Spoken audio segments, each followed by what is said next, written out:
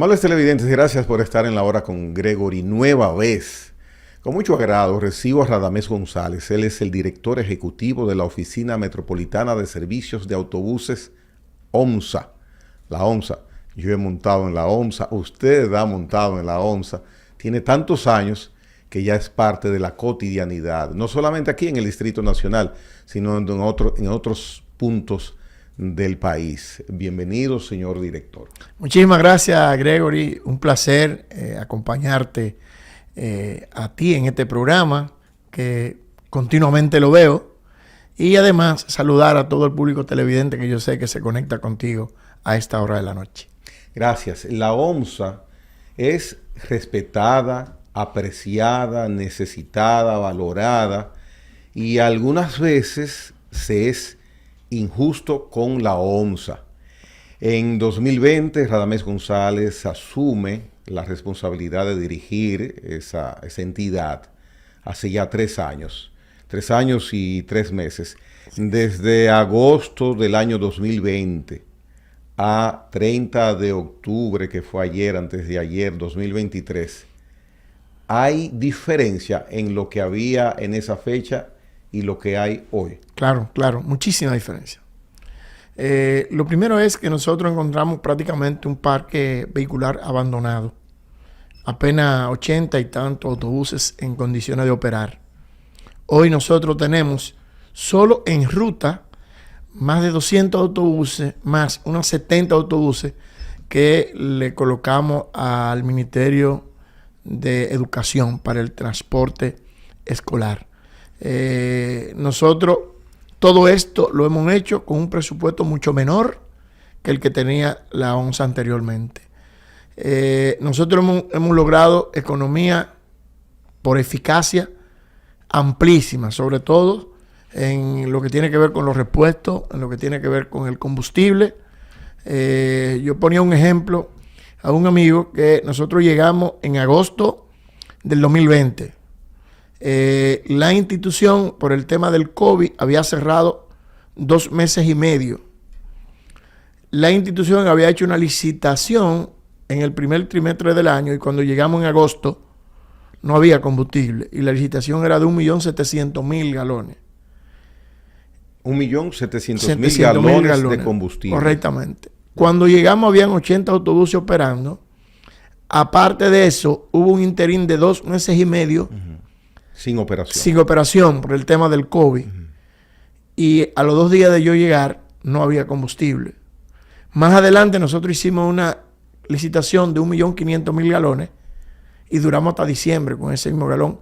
Y a eso agrégale que en vez de 80 autobuses estábamos operando con alrededor de 300 autobuses. Lo que quiere decir que se evidenció lo que nosotros dijimos desde el primer momento, que llegamos a la OMSA a hacer de la OMSA una institución eficiente, pero sobre todo transparente. Y es lo que hemos hecho. Me gustaría, señor director, que se devuelva un poco. 1.800.000 galones. 700.000. 700.000. ¿Qué tiempo, en qué tiempo se acabaron? Bueno, en términos... En los que usted encontró en la licitación. Bueno, en agosto cuando yo llegué no había combustible. No había. Con 80 autobuses. 80 autobuses y 2 meses y medio que no operó, que fue la mitad de febrero, muy bien, marzo y abril. Entonces usted licita 1.500.000 galones. Sí. ¿Qué tiempo duraron esos? Prácticamente el año completo. Con el triple de los autobuses. Entonces, aparte de la eficiencia, que no le ponían es evidente que hay no transparencia. Le ponían los tapones al tanque. No sé, tú sabes que me dijo un amigo periodista. Ajá. Pero ¿qué ha pasado? Que no hay sometimiento. El problema es que el combustible se evapora. Tú no tienes posibilidad de medirlo. Tú solamente lo puedes medir cuando tú lo recibes, cuando lo despachas y en papeles. Entonces, si en papeles estaba. Correcto. No hay manera de refutar eso. No es que tú haces el informe, pero lamentablemente es así. Pero además de eso, nosotros, los 3 primeros meses, digamos que los primeros 100 días, nos trazamos como meta que dentro de la institución íbamos a reparar la cantidad de autobuses que necesitábamos. Y yo quiero que tú sepan, en 3 meses nosotros logramos llegar de esos 80 autobuses a 345 autobuses reparados en los talleres de la institución. Y te iba a decir que yo, cuando el presidente me dijo que él me iba a poner la onza, yo me puse como, qué sé yo, tú sabes que yo tengo muchos años en la administración pública, aunque no, digamos, dirigiendo, pero sí como funcionario público.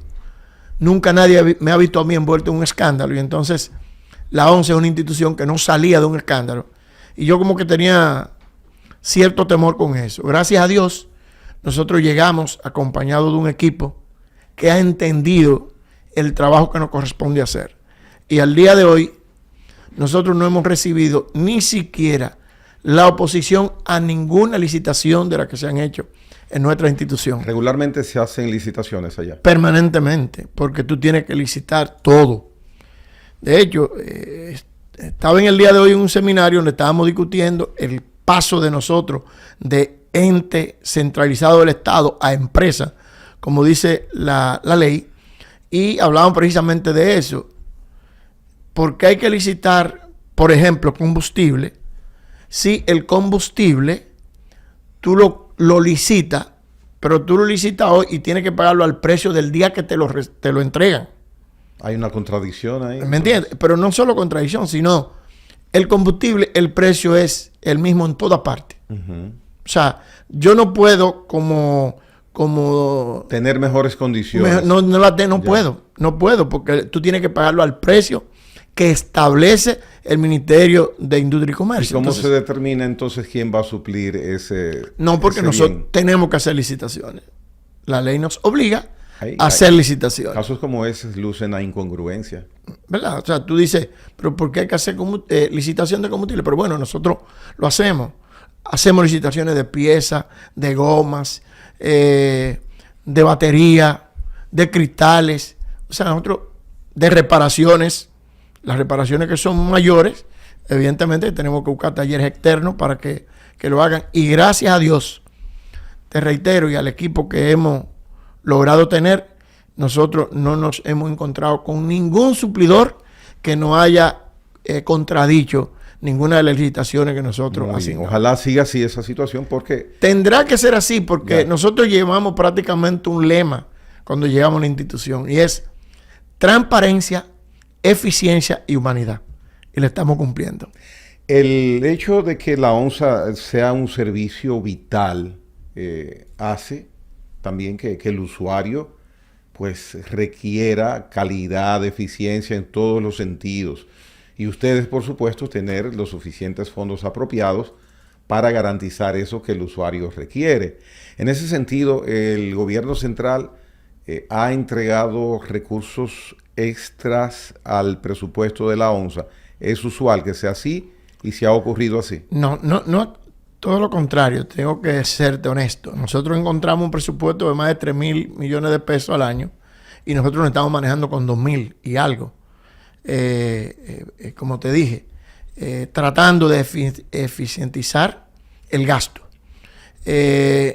Nosotros en este periodo de gobierno, normalmente en cada periodo de gobierno se compran autobuses nuevos. Hasta el día de hoy no se han comprado, pero se están haciendo las gestiones para adquirir autobuses.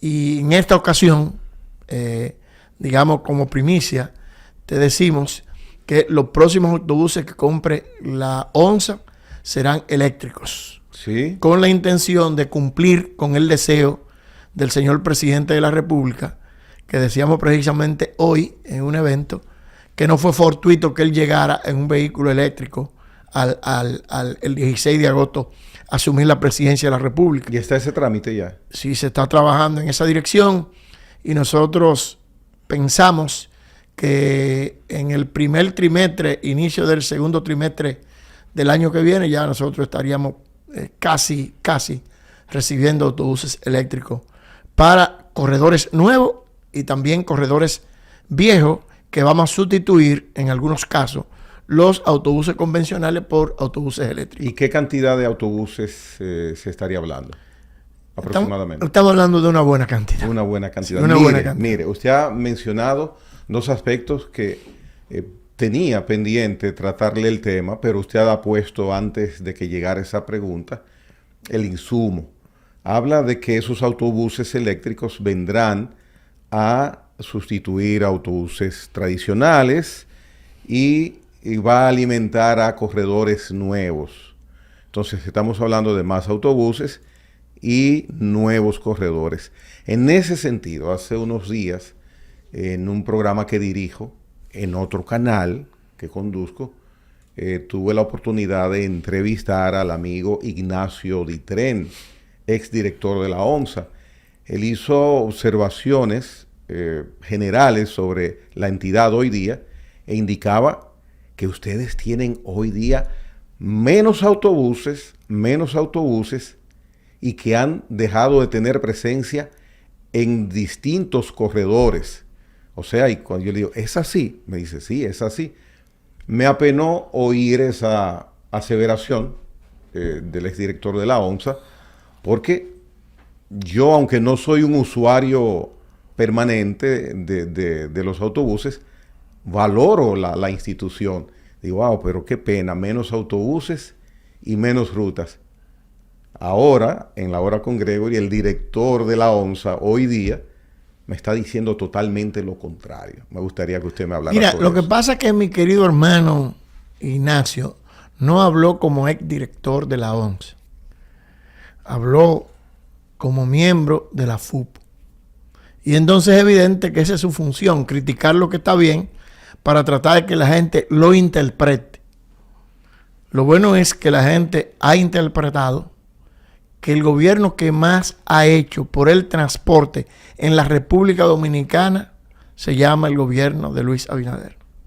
Y seguirá siendo. Acaba de anunciar un plan en el que va a haber una inversión de más de 3.200 millones de dólares. Dinero del cual ya él tiene garantizado una parte. Que es lo mismo que sucede con nosotros con ONSA. Las pretensiones que tenemos es adquirir una buena cantidad de autobuses y que en principio el gobierno no tenga que invertir un peso, sino hacerlo con acuerdo tipo leasing con empresas que se dedican a eso, que pondrán su dinero y que como nosotros vamos a pasar a ser empresa del Estado, empresa pública, podemos tener la posibilidad de adquirir préstamos a largo plazo. Digamos, la ONSA como ente centralizado no puede hacer compromisos económicos más allá del año fiscal. Digamos, yo no puedo hoy hacer compromisos que involucren el año 2024. Yo no puedo hacer compromisos en enero del 2024 a menos que no sea hasta diciembre del mismo año. Yeah. Pero como empresa yo puedo darme el lujo de ir a un banco, cual que sea, el banco de reserva, mira, yo quiero el financiamiento de estos 20 autobuses, para ponerte un caso, pero yo no te lo puedo pagar en un año, yo te lo voy a pagar en 5 años. Entonces yo, cuando sea empresa, yo puedo hacer esto. Entonces, por eso nosotros estamos trabajando en ese proceso de transformación, que como te lo decía antes de entrar al programa, estamos en eso, porque normalmente los autobuses que ha tenido la ONSA no lo compra la ONSA, sino que lo compra, digamos, el Ministerio Administrativo o el Ministerio de la Presidencia y se lo entrega a la ONSA. Y entonces es posible que en algún momento la ONSA tuviera más autobuses que lo que tiene hoy. Porque como te dije al principio, este gobierno aún no ha comprado autobuses. Y por ejemplo, para poner el caso del gobierno 2000-2004 que presidió el presidente Hipólito Mejía, compró una cantidad de autobuses enorme que fue en principio para ponerlo en la ONSA, pero la base fundamental de eso era para los Juegos Panamericanos. Y entonces esos autobuses se quedaron en la ONSA y ahí había una gran cantidad de autobuses que fue lo que heredó el querido amigo, hoy dirigente de la FUP, del que tú te referías hace un momento. Con relación a los corredores, es lo siguiente. Y fíjate que te decía, yo fui legislador por varios años. Yo trabajé en la ley de tránsito y movilidad. La ley estableció una serie de cosas que es la que se han ido. 97. No, esa ley se hizo en el 17. Ya. Esa es la 63-17. Ah, muy bien, correcto, correcto. Entonces, esa ley establecía corredores únicos para empresas. Por eso, en esa propia ley se habla de que la ONSA se convierta en empresa pública o empresa público-privada. Lo mismo que sucede con los sindicatos, que eran sindicatos, pero para convertirse en operadores tienen que convertirse en empresa. ¿Y qué es lo que ha sucedido? Que, por ejemplo, nosotros teníamos un corredor compartido de autobuses y carros de un sindicato en la Núñez de Cáceres o en la Churchill, que cuando esos sindicatos de carros decidieron convertirse en empresas, trajeron sus autobuses y entonces ellos operan esos dos corredores. O sea, no es que la ONSA está cediendo eso en modo alguno. No, ahora, y además estaba previsto en la ley. Claro, eso está en la ley. Pero además, nosotros, por ejemplo, no teníamos corredor en la Abraham Lincoln y tenemos un corredor en la Abraham Lincoln. Nosotros en Santiago tenemos 2 corredores más. Nosotros no teníamos corredores que salieran de la entrada de los Alcarrizos y tenemos uno que sale de la entrada de los Alcarrizos por la prolongación 27 de febrero y que llega al Guacalito. O sea, nosotros lo que hemos ido haciendo es, digamos, buscando en aquellos lugares donde nosotros como institución del Estado podemos dar el servicio y que le llegue a más ciudadanos. Recuérdate además que la ONSA, el precio del pasaje de la ONSA son apenas 15 pesos. Y el pasaje en el transporte privado, por lo menos el de los corredores nuevos, son 35 pesos. Nosotros, en este momento, nosotros inauguramos ese corredor junto con uno que sale de la entrada de los Alcarrizos hasta el kilómetro 9 con el teleférico como integrado. Digamos que si tú te montas en el teleférico en los Alcarrizos, te desmontas del teleférico, te monta en la ONSA y no tiene que volver a pagar. Eso es el denominado sistema de tránsito. Correctamente, que existe en toda parte del mundo y que nosotros en nuestro país vamos caminando hacia allá, a que por lo menos un pasajero pueda asumir 2 medios de transporte con un solo pasaje pago. Entonces,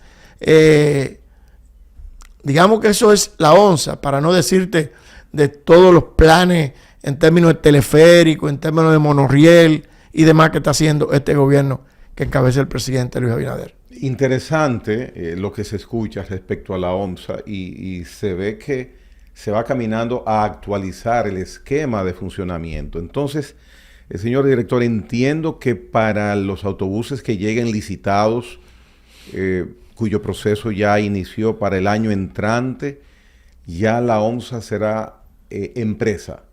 ¿Por qué? Si está licitando desde la institución, no el Ministerio de la Presidencia, no Hacienda, ya se habrá terminado ese proceso que manda la ley de transformar la ONSA en una empresa. Correcto, mira, cuando se aprobó esa ley, yo era legislador, voté por ella. Lo que más lejos tenía era que después iba a ser director de la ONSA. Se estableció en un solo artículo. Ajá.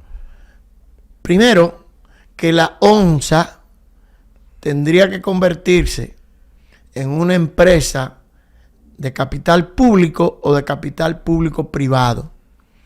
Que el Poder Ejecutivo, 6 meses después de promulgada esa ley, debía emitir un decreto que diera inicio al proceso de transformación, tanto para la ONSA como para la OPRE. En el caso nuestro, como nosotros fuimos legisladores, inmediatamente llegamos, decidimos dar los pasos que había que dar para iniciar ese proceso. Pero llegamos en medio de una pandemia y demás. Eso se fue un poco más largo hasta que finalmente, a principios de este año, el presidente emitió el decreto. ¿Tiene el número en la mente? Bueno, no es relevante. No recuerdo, relevante. Pero es, creo que 167-23. Bien, a inicios de este año. Correctamente. Muy bien. Eso fue en abril más o menos. Entonces, 67-23. Correcto. Entonces, iniciamos el proceso. Siempre él nos dijo que quería que quedara bastante claro que era para convertirla en una empresa pública. Ya. Eso se está haciendo, ya los estatutos están, todos los pasos se han dado. Nos queda un último espacio que es hacer el levantamiento, digamos, de lo que tiene la ONSA hoy, que en vez de ser oficina metropolitana del servicio de autobuses, se va a convertir en operadora metropolitana del servicio de autobuses para darle, digamos, el perfil que manda la ley a que se le dé. Y entonces todo parece indicar que lo que hemos hecho nos va a permitir a que a partir del día 2 de enero ya nosotros estemos trabajando como empresa pública, que tendrá un consejo de administración que lo va a presidir el ministro de la Presidencia y que van a ser miembros el Ministerio de Hacienda y el Ministerio de Obras Públicas, y que tendrá un secretario y un vicepresidente ejecutivo que hará las funciones del administrador. En este caso también, para poder completar ese papeleo, el presidente también emitió un decreto donde me designa a mí vicepresidente ejecutivo de la operadora metropolitana del servicio de autobuses. Mire, es muy interesante lo que usted está explicando. Y como en torno a modificaciones de estatus de empresas públicas, siempre hay, o muchas veces hay cierta aprehensión, le pregunto, ¿en ningún momento habrá posibilidad de enajenación del patrimonio de la ONSA que se convertirá en operadora? No. Bueno, déjame decirte que reitero que lo único que hizo el presidente fue definir bastante claro que la ONSA se convertirá en una empresa de capital público totalmente. Está el 100% de las acciones. Está expreso así. Correcto. Y el 100% de las acciones son del Ministerio de Hacienda y del FONPER. Muy bien. O sea, todo, exactamente todo, es propiedad del Estado Dominicano. Y en ese sentido, cuando llegue esta transformación, la manera de la ONSA ser alimentada por recursos, ¿varía?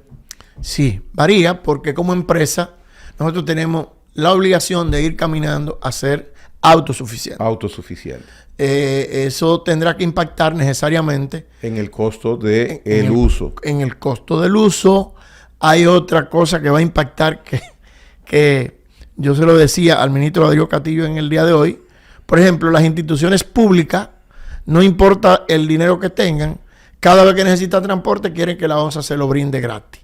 Ya. A partir de enero no va a ser así, porque yo tendré que dar servicio cobrando, claro, o en su defecto, que el que quiera servicio, o que se vaya de manera directa al mercado privado, o que vaya a la ONSA, que posiblemente le va a salir un poco más barato, y de esa manera nosotros vamos a dejar, digamos, a dejar de perder por servicio que damos a instituciones públicas permanentemente una gran cantidad de dinero que entonces nosotros pudiéramos estarla ahorrando. Mire, qué otra cosa, porque eso uno lo desconoce normalmente, porque le digo algo, antes de que usted entre al detalle de otra cosa, hágase un punto en pausa ahí. Pienso que una tarifa de 15 pesos, independientemente de que sea una institución del Estado, también debemos ser justos con el Estado. 15 pesos es pírrico en este momento pagar por un servicio hasta de 20, 30 kilómetros. O sea que ajustar ese precio a algo que sea racional, pienso que sería lo más adecuado. Sí, sí, así es. Necesariamente, máxime, si estamos hablando de tarifa integrada. O sea, tú te montas... Que no ocurre en el sector privado. No ocurre. Tú te montas en los americanos. Privados no tienen ese método. Aunque se va a trabajar en esa dirección, en que también puedan ser integrados. Tú te montas en lo último de los Alcarrizos en el teleférico. Paga 35 pesos. Te desmontas del teleférico, coge una onza y te desmontas en el Guacalito por 35 pesos. O sea, lo cierto es que la ruta... O te montas, por ejemplo, en la prolongación 27 de febrero con la autopista Duarte y te desmontas en el hipódromo por 15 pesos. O sea, una ruta inmensamente grande y a un costo muy por debajo del costo de operación que tiene la ONSA para mantener ese autobús caminando. Por supuesto. Mire, usted iba a mencionar otro adicional. Le pido que lo aguante ahí y después de la pausa lo desarrolle. Radamés González, director ejecutivo de la Oficina Metropolitana de Servicios de Autobuses, próximamente operadora metropolitana de autobuses a partir del año entrante, la ONSA, está con nosotros en esta noche en La Hora con Gregory. Venimos en breve.